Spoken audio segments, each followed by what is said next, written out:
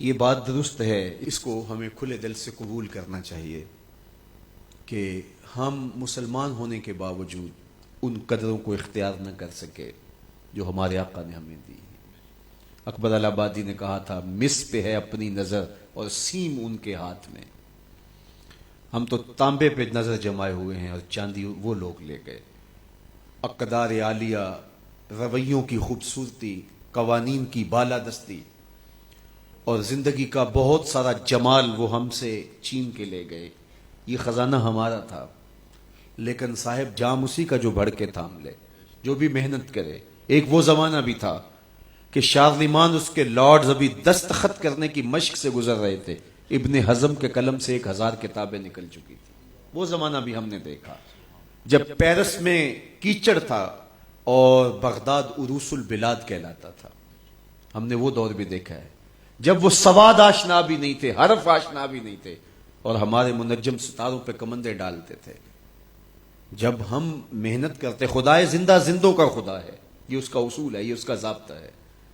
لیکن جب ہم جو ہیں وہ پیچھے آ گئے تو انہوں نے آگے بڑھ کر جام تھام لیا. یہ بات میں ضرور کہوں گا، خیر کی قدریں جہاں بھی ہیں، کسی کفر کے معاشرے میں بھی ہیں، لیکن وہ پھوٹتی میرے حضور کے قدموں سے ہی ہیں. چوکھٹ اسی سے ہی فیض اور نور اور روشنی پھوٹی ہے، اجالے یہی سے گئے ہیں، ورنہ انسان آج بھی زنجیروں میں جکڑا ہوتا. وہ کیسا سماج تھا کہ جب بیٹی کو زندہ درگور کر کے باپ آتا تھا تو معاشرہ اسے داد دیتا تھا کہ تو نے اپنی آبرو بچا لی ہے، تو نے اپنی عزت بچا لی ہے. اور یہ اتنا بڑا گھنونا جرم. قیامت کے دن سب سے پہلا سوال نماز کا ہوگا، لیکن سب سے پہلا فیصلہ قتل کا ہوگا. دوسرے لفظوں میں یوں کہہ لیجئے، حقوق اللہ میں سب سے پہلے نماز کا سوال ہوگا، اور حقوق العباد میں سب سے پہلا فیصلہ جو ہے وہ قتل کا ہوگا. اور قتل میں بھی وہ بچیاں جو زندہ درگور کی گئی، ان کا مقدمہ پہلے لایا جائے گا. قرآن بتاتا ہے وَإِذَا الْمَوْءُودَةُ سُئِلَتْ بِأَيِّ ذَنبٍ قُتِلَتْ. قبروں میں گڑی ہوئی بچیاں اٹھائی جائیں گی، اللہ کی عدالت ہوگی، ان کے ظالم باپ کٹہرے میں کھڑے ہوں گے. اللہ ان بچیوں سے پوچھے گا بِأَيِّ ذَنبٍ قُتِلَتْ، تمہیں قتل کیوں کیا گیا؟ اب ان بچیوں کو تو پتہ ہی نہیں ہمیں کیوں قتل کیا گیا. ابھی آنکھ کھلنے نہیں پائی تھی کہ بند کر لی گئی، زبان بولنے نہیں پائی تھی کہ نوچ لی گئی، زندگی کا پھول ابھی کھلا ہی نہیں تھا کہ مرجھا گیا.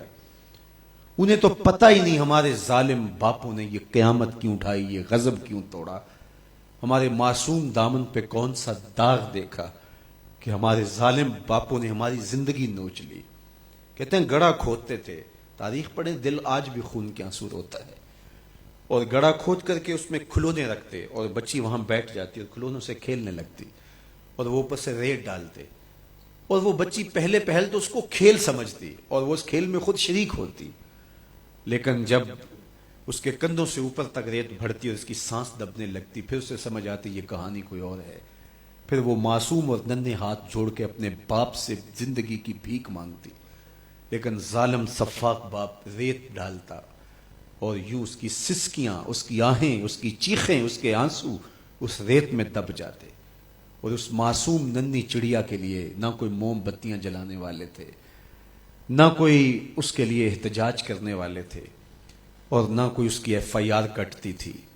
باپ کو بھی داد ملتی، ماں کو بھی داد ملتی. معاشرہ صفاق اس پہ ماتم کرنے کی بجائے اس پہ خوشیوں کا اظہار کرتا. پہلی آواز پورے عرب میں جو اٹھی اور بلند ہوئی وہ میرے حضور کی تھی. بیٹیوں کو قتل کرنے والوں سن لو، میری فاطمہ میرے جگر کا ٹکڑا ہے. یہ پہلی آواز تھی.